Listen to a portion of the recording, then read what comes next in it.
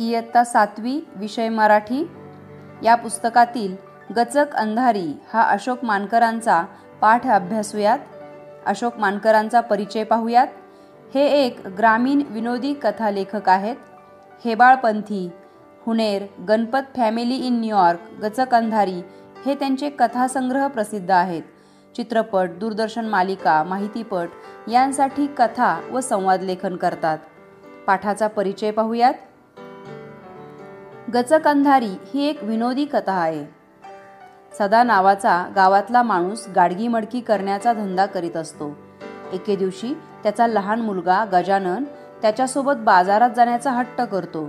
तो सोबत येऊ नये म्हणून सदा गजाननला गचक अंधारी या भूतनीची भीती घालतो। हा बाप लेकाचा संवाद घरच्या मागच्या खिंडारात असलेला वाघ ऐकतो। तो घाबरतो। दरम्यान वाघाला गाढव समजून सदा वाघाच्या पाठीवर बसतो व निघतो। आपल्या पाठीवर गचक अंधारी बसली आहे असे समजून वाघाची घाबरगुंडी उडते नि सदाला खऱ्या वाघाची जाणीव झाल्यावर तोही हादरतो। अशा प्रकारे दोघांच्या घाबरण्याची ही मजेदार कथा वाचून आपल्यालाही हसू फुटतं। कल्पनेच्या पातळीवर विनोदी लेखनाची खुमारी कशी असते हे आपण आता अनुभवूयात। मुलांनो, गचक अंधारी हा शब्द जो आहे तो लहान मुलांना भीती घालण्यासाठी वापरला जातो। गचक अंधारी म्हणजे एक भीतीदायक विचित्र काल्पनिक भूतनी। ही काल्पनिक आहे, अस्तित्वात नाही। मुलांनी त्रास देऊ नये म्हणून गचक अंधारी आली असं त्यांना खोटं खोटं सांगितलं जातं आणि मुलंही या गचक अंधारीला घाबरतात। एका गावात सदा व सखू नावाचे जोडपे राहत होते। जोडपे म्हणजे नवरा बायको। त्यांना गजानन नावाचा मुलगा होता। त्यांचा गाडगी मडकी करण्याचा धंदा होता। भाजलेली मडकी सदा पंचक्रोशीतील गावातल्या बाजारात विकायला नेई। पंचक्रोशी म्हणजे आजूबाजूची गावे व खेडी मिळून झालेला प्रदेश। गाढवाच्या पाठीवर मडकी ठेवून ते हाकत हाकत तो बाजारला जायचा। हाकत हाकत म्हणजे चालवत चालवत आणि येताना त्याच्या पाठीवर बसून यायचा। कधी कधी एखाद्या बाजारात मडकी शिल्लक राहत असत, ती तो कुण्या ओळखीच्या घरी ठेवायचा। म्हणजे घरी येऊन घेऊन येणं आणि परत घेऊन जाणं हा त्रास कमी करण्यासाठी तो कुणा ओळखीच्या माणसांच्या घरी ती शिल्लक राहिलेली मडकी ठेवायचा। सदाचे व्यवस्थित चालले होते। आठवड्यातून 2-3दा आपले वडील कुठेतरी बाजाराला जातात हे लहानग्या गजाननला कळू लागले होते। लहानग्या म्हणजे लहानशा। वडिलांबरोबर बाजारात जाण्यासाठी आता तो सारखाच हट्ट करू लागला होता। हट्ट करणे म्हणजे आग्रह धरणे। दरवेळी त्याची समजूत घालता घालता सदा व सखूला मेटाकुटीला येत असे। मेटाकुटीला येणे म्हणजे खूप त्रासणे। समजूत घालणे म्हणजे समजावून सांगणे। एके दिवशी सदाला मडकी विकायला शेजारच्या गावात जायचे होते। भल्या पहाटे उठून सकूने भाकरी थापल्या। भाकरी थापणे म्हणजे भाकरी करणे। शिदोरी बांधून दिली। शिदोरी म्हणजे कापड्यामध्ये किंवा फडक्यामध्ये भाजी भाकरी बांधणे। त्यावेळी गजा गाढ झोपला होता। सदाला ज्या बाजाराला जायचे होते तिथे मागची मडकी शिल्लक होती। त्याने ती ओळखीच्या घरी ठेवली होती, त्यामुळे त्याला फक्त गाढवावर बसून जायचे होते। त्याने गाढव रात्रीच गावात चरायला सोडले होते। ते शोधले आणि त्यावर बसले की परस्पर निघायचे या बेताने सदाने आवरले। अंगणातल्या चपला पायात सरकवल्या। तो बाहेर पडणार तोच गजाला नेमकी जाग आली। खाटेवरून धाडकन उडी घेऊन पळत बापाजवळ येत त्याने गिल्ला केला। गिल्ला करणे म्हणजे गोंधळ घालणे, आरडाओरडा करणे। मी येतो, मी येतो। सदाने डोक्याला हात लावला। रात्री सदाच्या गावालगतच्या परिसरात जोराचा वादळी पाऊस झाला होता। विजा कडाडल्या होत्या। गारपीट झाली होती। गारपीट म्हणजे गारांचा जोरदार पाऊस। आणि त्या तडाख्यात म्हणजे संकटात एक वाघ सापडला होता। वाघाने बावचळून म्हणजे गोंधळून आपल्या जागेवरून पळ काढला होता। पळ काढणे, पळून जाणे। आसरा शोधत, आसरा म्हणजे निवारा, आसरा शोधत तो सदाच्या गावात येऊन धडकला होता। पहाटेपर्यंत कुठेतरी आश्रय घेऊन नि झुंजूमुंजू होताच इथून निघून जाऊ। झुंजूमुंजू होणे, पहाट होणे या हिशेबाने वाघाने गावात जागा शोधण्याचा प्रयत्न केला। इकडे शोध, तिकडे शोध, करत त्याला एक पडकं खिंडार दिसलं. पडकं खिंडार म्हणजे रिकामी जागा. आत जाऊन वाघ बाजूच्या भिंतीलगत उभा राहिला. ही सदाच्या घराची मागची भिंत होती. साहजिकच खिंडारात भिंतीशी उभ्या असलेल्या वाघाला सदाच्या घरातले बोलणे स्पष्ट ऐकू येत होते. सदा विचार करत म्हणाला, बाबू, तुले म्या नेलं असतं, पण अंधार किती हाय, रातच हाय ना अजून. असू द्या, मी येतो. लेका, रस्त्यावर या वक्ती कोला असते बर का. वक्ती म्हणजे वेळेला, कोला म्हणजे कोल्हा. असू द्या. लहान लेकराले उचलून नेते म्हणतात तो. नेऊ द्या, के नाही, मी येतो.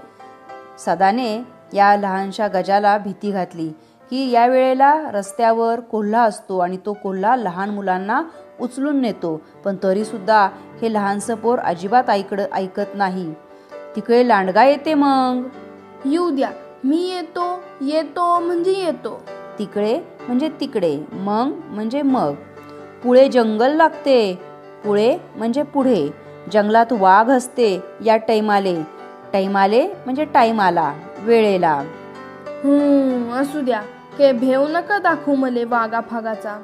कै म्हणजे काही, भेव म्हणजे भीती, नोका म्हणजे नका, दाखवू म्हणजे दाखवू, मले म्हणजे मला काही वाघाफिगाची भीती दाखवू नका. ते ऐकून वाघ मनाशीच म्हणाला, लोयच आटेल पोट्ट दिसतं राहिलंय. फारच आघाव पोरग दिसतंय, वाघाला सुद्धा घाबरत नाही. आणि वाघानं खाल्लं तर तुले? सदानं त्याला विचारलं. तसा गजा तोंड वेडावत म्हणाला. तोंड वेडावणे, नाराजी व्यक्त करणे. मले खाल्लं तर तो काय तुम्हाला सोडणार आहे काय? सोडणार म्हणजे सोडणार. काय नाही, मले माहीत आहे मी येऊ नये म्हणून तुम्ही मला भेव दाखवून राहिले. मला माहितीये मी तुमच्याबरोबर येऊ नये म्हणून भीती दाखवताय. आणि जर वाघाने मला खाल्लं तर तो तुम्हाला सोडणार आहे का? तुम्हाला सुद्धा खाणार आहे. सदाने विचार केला आणि डोळे मोठे करून म्हणाला, या वक्ती जंगलात कधी ना ते गचक अंधारी भेटली तर म्हणू नको मले. या वक्ती म्हणजे या वेळेला, कधी. जर आपल्याला गचक अंधारी जंगलात भेटली तर मग मला काय सांगू नको. गचक अंधारी? हो, गचक अंधारी. काय होय हे गचक अंधारी? गचक अंधारी माहिती नाही तुला? गचक अंधारी माहीत नाही? लेका, गचक अंधारी वाघ सिंहालेही एका घासात खाते म्हणतात. ही जी गचक अंधारी असते ती वाघ आणि सिंहाला सुद्धा एका घासात खाऊन टाकते. जर आपल्याला भेटली तर काही नाही भाऊ, एवढं खतरनाक जनावर तरी हाय काय कोणतं? खतरनाक म्हणजे धोकादायक. खतरनाक? आता गजा हादरला. शहारून आईजवळ पळाला आणि म्हणाला, शहारून म्हणजे भीतीने अंगावर काटा येऊन, आणि म्हणाला, मी नाही येत, मग जा तुम्हीच. सदाची युक्ती फळाला आली. युक्ती फळाला येणे म्हणजे शक्कल वापरून यश येणे. वाघ मनातून भ्याला म्हणजे घाबरला. कोणती गचक अंधारी होय बावा? म्हणजे कोणती बरं ही गचक अंधारी आहे? आपल्याला भेटली तर काही नाही भाऊ, थोडसं दिसायला लागल्यावर चालले जाऊ अथून. थोडसं म्हणजे थोडंसं दिसायला लागलं की आपण इथून जाऊयात निघून, इथं थांबायला नको, नाहीतर आपल्याला ही गचक अंधारी खाऊन टाकेल. सदा लगबगीने घराबाहेर पडला. रात्री चरायला सोडलेले गाढव शोधू लागला. अद्याप गुडूप अंधार होता. गुडूप म्हणजे खूप खूप काळाकुट्ट अंधार होता. ही गल्ली बघ, हा उकिरडा बघ. उकिरडा म्हणजे गावातला केरकचरा टाकण्याचा एखादा खड्डा किंवा कोपरा असतो. तिथे सगळे गावकरी येऊन घरात तयार होणारा कचरा टाकत असतात. उकिरडा बघ, तो बघ, हा बघ असे सगळीकडे फिरत अखेरीस त्याच्या घरामागच्या खिंडाराजवळ आला. भिंतीशी वाघ उभा होता. दुरून त्याची अस्पष्टशी आकृती दिसताच सदा स्वतःशीच उद्गारला म्हणजे म्हणाला, हाय सायाचं, मी साऱ्या गावात पाहून राहिलो आणि हे गधळ पाहिलं तर अति उभं. मी सगळ्या गावभर फिरलो याला पाहायला आणि हे गधळ म्हणजे गाढव, ते इथं उभं. सदा तरातरा चालत होता. तरातरा म्हणजे पटपट, भरभर, जलद. गचकन वाघाचा कान पकडला. असा पटकन लगेच तिथे जाऊन त्याने वाघाचा कान पकडला आणि टांग फेकून टपकन त्याच्या पाठीवर बसला. टांग म्हणजे पाय. वाघ प्रचंड हादरला. बाप रे, हे गचक अंधारी हाय असं स्वतःशी म्हणताना त्याला हिव भरलं. वाघाला वाटलं आपल्या पाठीवर आता गचक अंधारी बसलीये. त्याला हिव भरलं. हिव भरणे घाबरून थंडी वाजणे. सदाने रबदिशी म्हणजे धाडकन पायांच्या टाचा त्याच्या पोटावर हाणल्या. घाबरलेला वाघ आपल्या पाठीवरचा स्वार घेऊन निमूट चालता झाला. निमूट गुपचूप चालता झाला. वाघाची चालण्याची गती पाहून सदाने विचार केला. लोय जोऱ्यानं चालून राहिलं गधळ. सदा विचार करू लागला, गाढव इतके दिवस एवढ्या जोरात चालत नव्हतं, आज कसं काय हे जोरात चालतंय? बरोबर आहे, रात्री सट्ट खाल्लं वाटते यानं. रात्री कुणाचे तरी मार खाल्लेला दिसतोय. चाल म्हणाले का, मलेही बरंच आहे.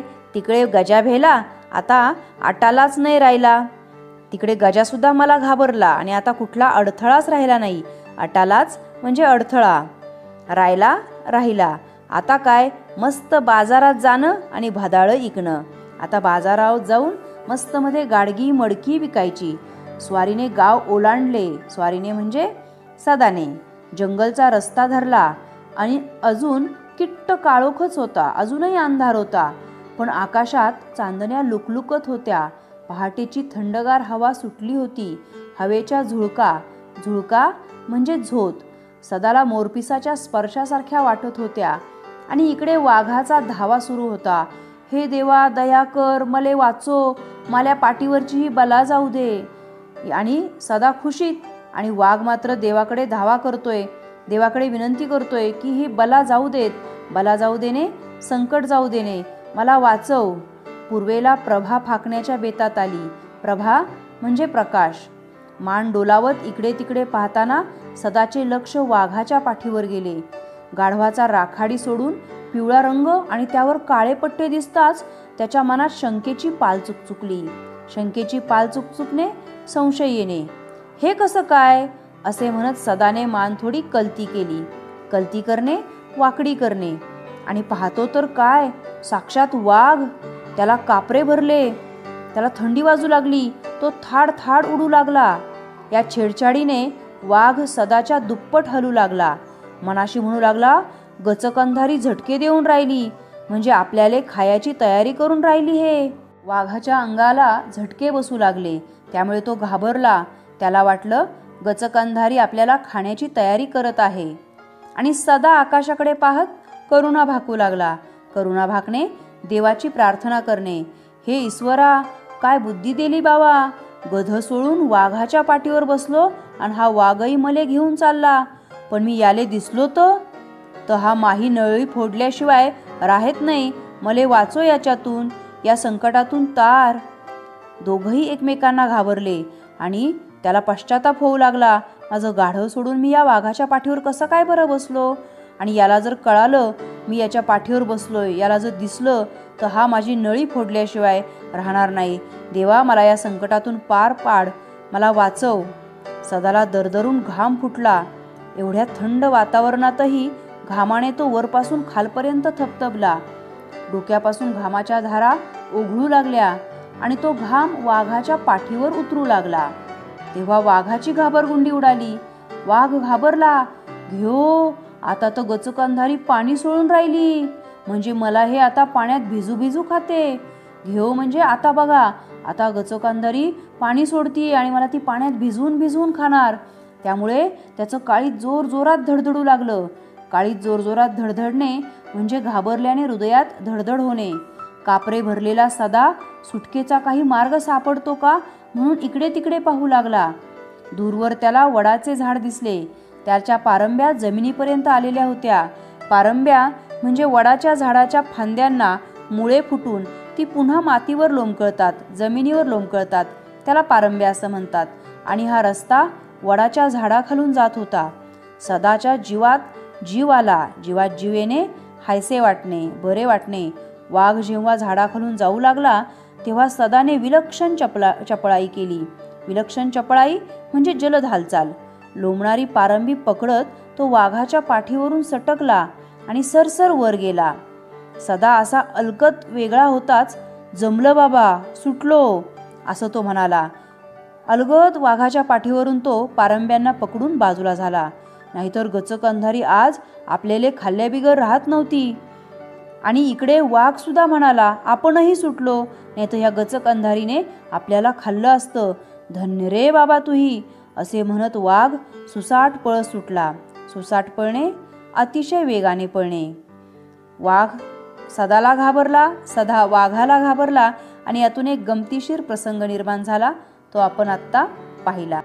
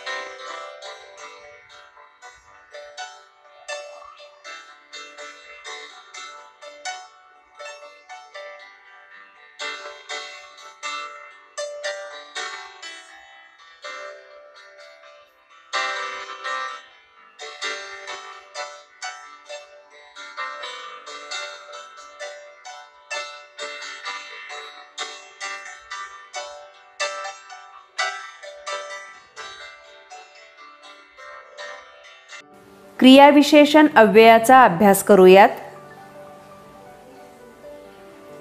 मी एक परिच्छेद वाचून दाखवत आहे, तो शांततेत ऐका. रवी वारंवार आजारी पडतो. त्याचे घर शाळेच्या पलीकडे आहे. मी अनेकदा त्याच्या घरी जातो. आजही गेलो होतो. मला पाहताच तो झटकन उठला. मी त्याला म्हणालो, तू हल्ली सारखा आजारी पडतो आहेस. मी काल तुझी खूप वाट पाहिली. मला तुझ्याशिवाय अजिबात करमत नाही. मी तुला नेहमी सांगतो की दररोज व्यायाम कर. तुझ्या शरीराची ताकद आपोआप वाढेल. वरील परिच्छेदातील अधोरेखित केलेले शब्द क्रियाविशेषण अव्यय आहेत. क्रियाविशेषण अव्यय वाक्यातील क्रियापदाबद्दल अधिक माहिती देतात. क्रियाविशेषण अव्ययाची व्याख्या पाहूयात. क्रियापदाबद्दल विशेष माहिती सांगून जे शब्द अविकारी राहतात त्यांना क्रियाविशेषण अव्यय असे म्हणतात. उदाहरणार्थ पहा, काल शाळेला सुट्टी होती. या वाक्यामध्ये सुट्टी असण्याच्या क्रियेबद्दल अधिक माहिती सांगण्यासाठी काल हे क्रियाविशेषण अव्यय वापरलेले आहे. पुढील उदाहरण, रस्त्यातून जपून चालावे. चालणे या क्रियेबद्दल अधिक माहिती सांगण्यासाठी जपून हे क्रियाविशेषण अव्यय वापरलेले आहे. पुढील उदाहरण, तो वाचताना नेहमी अडखळतो. अडखळण्याच्या क्रियेबद्दल अधिक माहिती सांगण्यासाठी नेहमी हे क्रियाविशेषण अव्यय वापरलेले आहे. मी अनेकदा बजावले. बजावण्याच्या क्रियेबद्दल अधिक माहिती सांगण्यासाठी अनेकदा हे क्रियाविशेषण अव्यय वापरण्यात आलेले आहे. क्रियाविशेषण अव्ययांचे प्रकार: 1. कालवाचक क्रियाविशेषण अव्यय. 2. स्थलवाचक क्रियाविशेषण अव्यय. 3. रीतिवाचक क्रियाविशेषण अव्यय. 4. परिमाणवाचक किंवा संख्यावाचक क्रियाविशेषण अव्यय. आपण प्रत्येक क्रियाविशेषण अव्ययाच्या प्रकाराची माहिती घेऊयात. पहिला प्रकार, कालवाचक क्रियाविशेषण अव्यय. जे क्रियाविशेषण क्रिया घडण्याची वेळ किंवा काळ दर्शविते त्यास कालवाचक क्रियाविशेषण अव्यय असे म्हणतात. उदाहरणार्थ, अजित काल गावाला गेला होता. या वाक्यामध्ये कर्त्याची गावाला जाण्याची क्रिया केव्हा घडली आहे याबद्दल अधिक माहिती सांगण्यासाठी काल हे क्रियाविशेषण वापरले आहे. काल या शब्दामुळे वाक्यातील क्रिया घडण्याची वेळ समजते. त्यामुळे काल या शब्दाला कालवाचक क्रियाविशेषण अव्यय असे म्हणतात. मीना दररोज बागेत जाते. या वाक्यामध्ये कर्त्याची बागेत जाण्याची क्रिया केव्हा घडते याबद्दल अधिक माहिती सांगण्यासाठी दररोज हे क्रियाविशेषण वापरलेले आहे. दररोज या शब्दामुळे वाक्यातील क्रिया घडण्याचा काळ समजतो. त्यामुळे दररोज या शब्दाला कालवाचक क्रियाविशेषण अव्यय असे म्हणतात. पुढील उदाहरण, अभिजित सतत गाणे गुणगुणत असतो. या वाक्यामध्ये कर्त्याची गाणं गुणगुणण्याची क्रिया केव्हा घडते याबद्दल अधिक माहिती सांगण्यासाठी सतत हे क्रियाविशेषण वापरलेले आहे. सतत या शब्दामुळे वाक्यातील क्रिया किती काळ घडते हे समजते. त्यामुळे सतत या शब्दाला कालवाचक क्रियाविशेषण अव्यय असे म्हणतात. पुढील उदाहरण, विवेक पूर्वी सदरा घालत असे. या वाक्यामध्ये कर्त्याची सदरा घालण्याची क्रिया केव्हा घडते याबद्दल अधिक माहिती सांगण्यासाठी पूर्वी हे क्रियाविशेषण वापरलेले आहे. पूर्वी या शब्दामुळे वाक्यातील क्रिया घडण्याची वेळ समजते.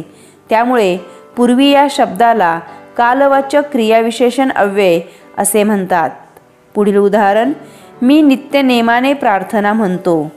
या वाक्यामध्ये कर्त्याची प्रार्थना म्हणण्याची क्रिया केव्हा घडते याबद्दल अधिक माहिती सांगण्यासाठी नित्यनेमाने हे क्रियाविशेषण वापरलेले आहे. नित्यनेमाने या शब्दामुळे वाक्यातील क्रिया घडण्याचा काळ समजतो. त्यामुळे नित्यनेमाने या शब्दाला कालवाचक क्रियाविशेषण अव्यय असे म्हणतात. स्थलवाचक क्रियाविशेषण अव्यय. जे क्रियाविशेषण क्रिया घडण्याचे स्थान किंवा स्थळ दर्शविते त्यास स्थलवाचक क्रियाविशेषण अव्यय असे म्हणतात. उदाहरणार्थ पाहूयात. परमेश्वर सर्वत्र असतो या वाक्यामध्ये क्रिया कुठे घडत आहे याबद्दल अधिक माहिती सांगण्यासाठी सर्वत्र हे क्रियाविशेषण वापरलेले आहे. सर्वत्र या शब्दामुळे वाक्यातील क्रिया घडण्याचे स्थान समजते. त्यामुळे सर्वत्र या शब्दाला स्थलवाचक क्रियाविशेषण अव्यय असे म्हणतात. पुढील उदाहरण. इथे खूप शांतता आहे या वाक्यामध्ये क्रिया कुठे घडत आहे याबद्दल अधिक माहिती सांगण्यासाठी इथे हे क्रियाविशेषण वापरलेले आहे. इथे या शब्दामुळे वाक्यातील क्रिया घडण्याचे स्थान समजते. त्यामुळे इथे या शब्दाला स्थलवाचक क्रियाविशेषण अव्यय असे म्हणतात. पुढील उदाहरण. आमची मांजर खाली लपली आहे या वाक्यामध्ये क्रिया कुठे घडत आहे याबद्दल अधिक माहिती सांगण्यासाठी खाली हे क्रियाविशेषण वापरलेले आहे. खाली या शब्दामुळे वाक्यातील क्रिया घडण्याचे स्थान समजते. त्यामुळे खाली या शब्दाला स्थलवाचक क्रियाविशेषण अव्यय असे म्हणतात. पुढील उदाहरण. माझा भाऊ नदीच्या पलीकडे राहतो या वाक्यामध्ये क्रिया कुठे घडत आहे याबद्दल अधिक माहिती सांगण्यासाठी पलीकडे हे क्रियाविशेषण वापरलेले आहे. पलीकडे या शब्दामुळे वाक्यातील क्रिया घडण्याचे स्थान समजते. त्यामुळे पलीकडे या शब्दाला स्थलवाचक क्रियाविशेषण अव्यय असे म्हणतात. क्रियाविशेषण अव्ययाचा पुढील प्रकार रीतिवाचक क्रियाविशेषण अव्यय. जे क्रियाविशेषण क्रिया घडण्याची रीत दर्शविते किंवा क्रिया कशा प्रकारे घडत आहे हे दर्शविते त्यास रीतिवाचक क्रियाविशेषण अव्यय असे म्हणतात. उदाहरण पाहूयात. रिया सावकाश चालते या वाक्यामध्ये कर्त्याची चालण्याची क्रिया कशा प्रकारे घडत आहे याबद्दल अधिक माहिती सांगण्यासाठी सावकाश हे क्रियाविशेषण वापरलेले आहे. सावकाश या शब्दामुळे वाक्यातील क्रिया घडण्याची रीत समजते. त्यामुळे सावकाश या शब्दाला रीतिवाचक क्रियाविशेषण अव्यय असे म्हणतात. पुढील उदाहरण. विवेक पटापट जेवतो या वाक्यामध्ये कर्त्याची जेवण्याची क्रिया कशा प्रकारे घडत आहे याबद्दल अधिक माहिती सांगण्यासाठी पटापट हे क्रियाविशेषण वापरलेले आहे. पटापट या शब्दामुळे वाक्यातील क्रिया घडण्याची रीत समजते. त्यामुळे पटापट या शब्दाला रीतिवाचक क्रियाविशेषण अव्यय असे म्हणतात. पुढील उदाहरण. सतीश जलद काम करतो या वाक्यामध्ये कर्त्याची काम करण्याची क्रिया कशा प्रकारे घडत आहे याबद्दल अधिक माहिती सांगण्यासाठी जलद हे क्रियाविशेषण वापरलेले आहे. जलद या शब्दामुळे वाक्यातील क्रिया घडण्याची रीत समजते. त्यामुळे जलद या शब्दाला रीतिवाचक क्रियाविशेषण अव्यय असे म्हणतात. पुढील उदाहरण. झाडातून टप टप पाणी पडते या वाक्यामध्ये कर्त्याची पाणी पडण्याची क्रिया कशा प्रकारे घडत आहे याबद्दल अधिक माहिती सांगण्यासाठी टपटप हे क्रियाविशेषण वापरलेले आहे. टपटप या शब्दामुळे वाक्यातील क्रिया घडण्याची रीत समजते. त्यामुळे टपटप या शब्दाला रीतिवाचक क्रियाविशेषण अव्यय असे म्हणतात. क्रियाविशेषण अव्ययाचा पुढील प्रकार परिमाणवाचक किंवा संख्यावाचक क्रियाविशेषण अव्यय. जे क्रियाविशेषण क्रिया किती वेळा घडली आहे हे अथवा क्रिया घडण्याचे परिमाण दर्शविते त्यास संख्यावाचक किंवा परिमाणवाचक क्रियाविशेषण अव्यय असे म्हणतात. उदाहरणार्थ पहा. सरांनी सरिताची उत्तरपत्रिका 4दा तपासली या वाक्यामध्ये क्रिया किती वेळा घडत आहे याचा निश्चित बोध होतो आणि त्याबद्दल अधिक माहिती सांगण्यासाठी 4दा हे क्रियाविशेषण वापरलेले आहे. 4दा या शब्दामुळे वाक्यातील क्रिया 4 वेळा घडली आहे हे समजते. त्यामुळे 4दा या शब्दाला संख्यावाचक क्रियाविशेषण अव्यय असे म्हणतात. पुढे. दिलीप मोजकेच बोलतो या वाक्यामध्ये क्रिया किती वेळा घडत आहे याचा निश्चित बोध होत नाही, मात्र क्रिया घडण्याचे परिमाण दर्शवण्यासाठी मोजकेच हे क्रियाविशेषण वापरलेले आहे. त्यामुळे मोजकेच या शब्दाला परिमाणवाचक क्रियाविशेषण अव्यय असे म्हणतात. पुढील उदाहरण, लता गाण्याचा हजारदा रियाज करते. या वाक्यामध्ये क्रिया किती वेळा घडत आहे याचा निश्चित बोध होतो आणि त्याबद्दल अधिक माहिती सांगण्यासाठी हजारदा हे क्रियाविशेषण वापरलेले आहे. हजारदा या शब्दामुळे वाक्यातील क्रिया 1000 वेळा घडली आहे असे समजते. त्यामुळे हजारदा या शब्दाला संख्यावाचक क्रियाविशेषण अव्यय असे म्हणतात.